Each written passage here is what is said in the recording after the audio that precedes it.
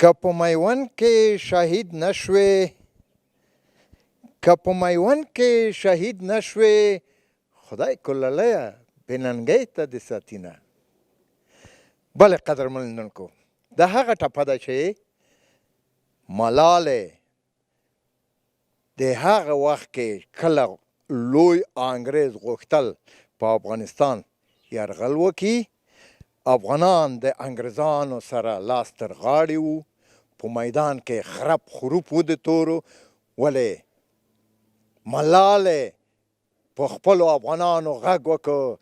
که په میوند کې شهید نشوې خدای کللیه بې ننګۍ ته دې ساتینه. همدغه ټپه وه چې ځوانانو غږ ته ورسېده، راپورته شول تورې، ډال، غشي، هر څه چې په لاس وو راواخیستل، انګریزانو باندې حمله وکړه او په ډېر کم وخت کې همدغه انګریزان د دې ټپې په زور تار و مار کړل. هو قدرمنونکو تقریبا